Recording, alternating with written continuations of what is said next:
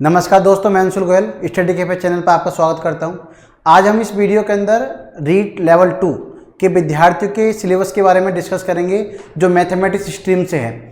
Mathematics stream में जिन बच्चों ने पढ़ाई की है 5th लेवल से लेकर 8th लेवल तक के बच्चों के लिए जो मैथमेटिक्स जो आप सब्जेक्ट लेने वाले हो उस सब्जेक्ट में आपके स्कोर कितने नंबर का रहेगा, कितने क्वेश्चन आपके मैथमेटिक्स के आएंगे, किस पॉइंट से आएंगे, हर टॉपिक वाइज अपन डिटेल बात करेंगे कि सिलेबस में आने वाला क्या है। इस वीडियो के अंदर जैसे कि मैं आप सबसे फर्स्ट ऑफ ऑल आपसे बात करूं कि आपको सबसे पहले तो ये पता होना चाहिए कि पेपर कितने नंबर का आएगा मैथमेटिक्स का। तो मैथमेटिक्स का जो पार्ट रहेगा वो 30 नंबर का रहेगा। 30 नंबर के अंदर 30 क्वेश्चन रहेंगे। ईच क्वेश्चन आपका 1 नंबर का रहने वाला है। जब आपको ये बात क्लियर होगी कि ईच क्वेश्चन 1 नंबर का आने वाला है तो उन 30 क्वेश्चन के अंदर आने वाला क्या है। तो फर्स्ट ऑफ ऑल हम सिलेबस की बात करते हैं। तो सिलेबस के पॉइंट से हम बात करें तो सिलेबस के अंदर आपको ये पता होना चाहिए कि सबसे पहले तो हमें बेसिक फंडामेंटल पता होना चाहिए। तो बेसिक फंडामेंटल की बात करें तो किसी भी क्वेश्चन को हम सोल्व करते हैं तो उसके हमें घातांक के बारे में डिस्कस करते हैं। तो पहला इसका जो मॉड्यूल है जिसके अंदर बेसिक बात करें तो आपको घातांक के अंदर घातों वाले जो क्वेश्चन आते हैं उनकी पावर को कैसे गुणा करते हैं, कैसे उनकी पावर को जोड़ते हैं, कब उनकी पावर को घटाते हैं और कब उनकी पावर में भाग देते हैं। यदि आपका आधार समान हो तो पावरों के साथ गुणा है तो पावर के साथ क्या करना चाहिए, आधार समान हो यदि दोनों डेटाओं में भाग का चिन्ह हो तो घातों के साथ क्या करना चाहिए। तो हम घातांक वाला जो पार्ट पढ़ेंगे जो आपका पॉइंट है घातांक व करनी, इसके अंदर बेसिक घातांक से रिलेटेड पॉइंटों के बारे में हम डिस्कस करने वाले हैं। फिर घातांक के बाद हम बेसिस घातांक के बारे में सीख जाएंगे, इंडिसेस एंड सर्च। फिर हम एल्जेब्रिक फंक्शंस के बारे में बात करेंगे, मतलब बीजीय व्यंजक। अब एल्जेब्रिक व्यंजक का कैसे हमें जोड़ना है, कैसे उनका सब्सट्रैक्शन करना है, व्यवकलन करना है, कैसे उनका गुणा करेंगे और कैसे उन आपके जो अर्थमेटिक प्रोग्रेशन है या एल्जेब्रिक जो फंक्शन है उनको किस तरह से घटाएंगे, जोड़ेंगे, गुणा करेंगे, भाग देंगे, उनके बारे में हम बात करेंगे। अब उन आपकी एप्लीकेशंस जो हैं गुणनखंड एप्लीकेशन किस में आएगी आपके अलजेब्रा के अंदर। उन अलजेब्राओं को किस तरह से सरल तरीके से हम उनका गुणनखंड कर सकते हैं, उनका हम मान निकाल सकते हैं, ये हम गुणनखंड वाले पार्ट में पढ़ेंगे।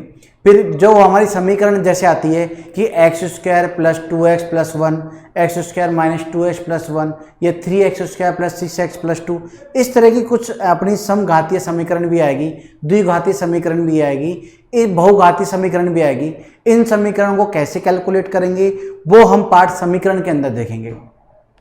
समीकरण का पार्ट खत्म करने के बाद सेकंड हम बेसिक की बात करें तो सरलीकरण के अंदर वर्गमूल व घनमूल के बारे में डिस्कस करने वाले हैं।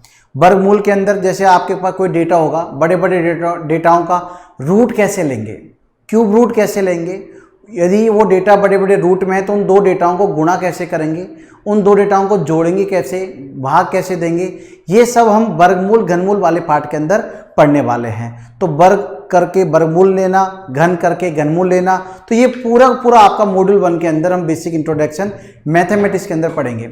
सेकंड जो हम मॉड्यूल की बात करेंगे उसमें हम ब्याज के बारे में बात करेंगे, इंटरेस्ट। अच्छा, ब्याज आपके 2 तरह के होते हैं, जैसे कि साधारण ब्याज और चक्रवृद्धि ब्याज। साधारण ब्याज मतलब सिंपल इंटरेस्ट, चक्रवृद्धि ब्याज मतलब कंपाउंड इंटरेस्ट। तो साधारण ब्याज के बेसिक फंडामेंटल, साधारण ब्याज कब कब अप्लाई होता है, समय क्या लेंगे, रेट क्या लेंगे, क्या प्रिंसिपल होना चाहिए, कब हम इंटरेस्ट जोड़ते हैं, किस तरह हमसे कैलकुलेट करेंगे, वो हम साधारण ब्याज में। चक्रवृद्धि ब्याज में हम क्या पढ़ने वाले हैं कि ब्याज हमारा किस पर लगेगा। साधारण ब्याज पर हमारा ब्याज जो लगता है वो किस पर लगता है, वो हमारा हमेशा मूलधन पर लगता है। पर चक्रवृद्धि ब्याज वाले केस में हमारा जो ब्याज होगा वो हमेशा किस पर लगता है, मिश्रधन पर। मिश्रधन क्या होता है, ब्याज क्या होता है, मूलधन क्या होता है, दर क्या होती है, टाइम क्या होता है, ये सब पूरा का पूरा पार्ट हम साधारण ब्याज और चक्रवृद्धि ब्याज जो ब्याज वाला पार्ट है इंटरेस्ट, उसमें हम पूरा पार्ट आपका कवर करने वाले हैं। फिर कभी कभी डेटा हमारे रेशो की फॉर्म में होते हैं, जहाँ की आपने ये वर्ड पढ़ा होगा अनुपात और समानुपात। तो अनुपात समानुपात वाले डेटाओं का विभाजन कैसे करने वाले हैं, उनका ऐड कैसे करने वाले हैं। यदि हमें बेसिक फंडामेंटल क्लियर है कि अनुपात समानुपात के बारे में, तो उससे रिलेटेड क्वेश्चन आते हैं हमारे साझा के अंदर, पार्टनरशिप के अंदर, एज प्रॉब्लम के अंदर, एज प्रॉब्लम के अंदर मतलब आयु संबंधित प्रश्न के अंदर। तो उन क्वेश्चनों को सोल्व करने से पहले हमें रेशियो वाला पार्ट पढ़ना होगा। तो पहले हम उसमें रेशियो वाला पार्ट पढ़ेंगे, उसके बाद में हम साझा, एज प्रॉब्लम, इस तरह के चैप्टर्स और डिस्कस करेंगे जो आपके एग्जाम में फ्रिक्वेंटली पूछे जाते हैं। फिर हम आगे बात करें परसेंटेज। परसेंटेज हमें पढ़ना आज इसलिए ज़रूरी है कि परसेंटेज हर किसी बात में अमूमन पूछा ही जाता है और आपके एग्जाम में फ्रिक्वेंटली हर साल परसेंटेज से क्वेश्चन बनता ही बनता है। परसेंटेज आपका क्लियर है तो आप जो हमने ब्याज के बारे में बात की उसमें भी आप क्वेश्चन परसेंटेज से रिलेटेड बनते हैं, वो भी हम इजीली सॉल्व कर पाएंगे। परसेंटेज हमारा क्लियर तो आगे जो कुछ चैप्टर है जिसके बारे में सिलेबस में डिस्कस नहीं है, लाभ हानि, वो भी हमें डिस्कस करना होगा क्योंकि वो पूरा का पूरा पार्ट भी क्या है, परसेंटेज है। परसेंटेज पढ़ने के बाद में आपके कुछ क्वेश्चन सांख्यिकी से भी आते हैं, जन्म में मृत्यु दर से रिलेटेड, जनसंख्या वृद्धि से रिलेटेड और हास्य मतलब कमी से रिलेटेड। तो इन सब बातों को हम मॉड्यूल 2 के अंदर हम कवर करेंगे।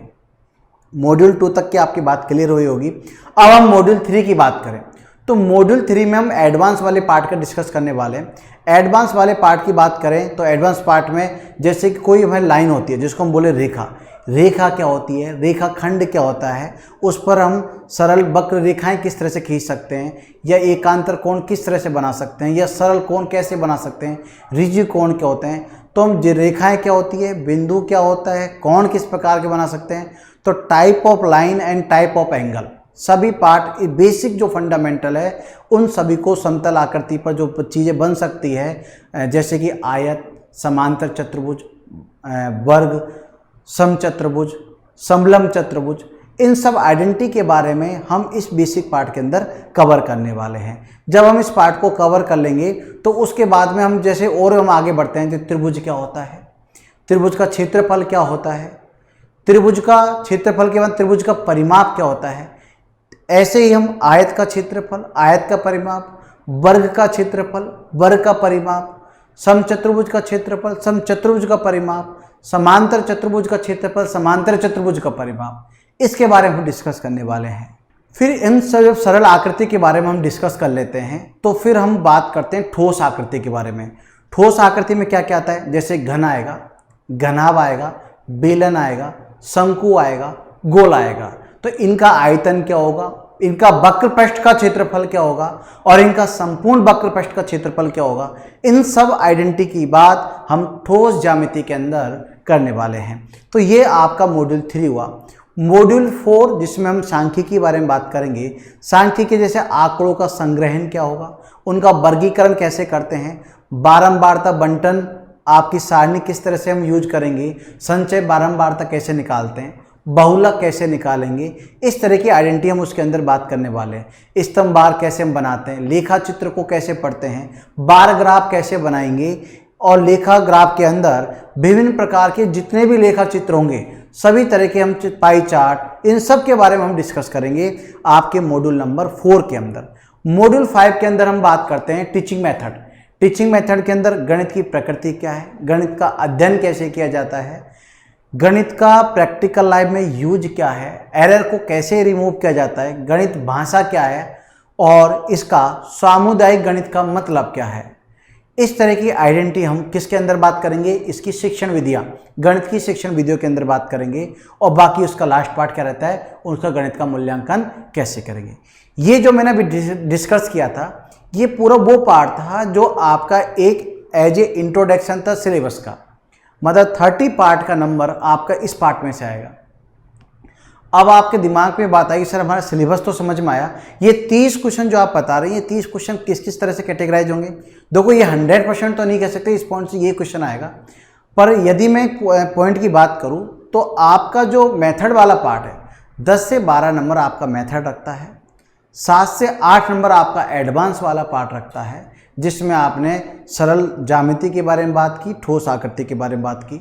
3 से 4 नंबर वाला पार्ट आपका सांख्यिकी रखता है। इनको मिलाकर लगभग 20-22 नंबर का पार्ट हुआ। बाकी 7 से 8 नंबर का पार्ट आपका मॉड्यूल 1 एंड मॉड्यूल 2 रखता है। मॉड्यूल 1 के अंदर, मॉड्यूल 2 के अंदर जो भी आपके पार्ट थे वो मैंने आपको डिटेल से समझाया।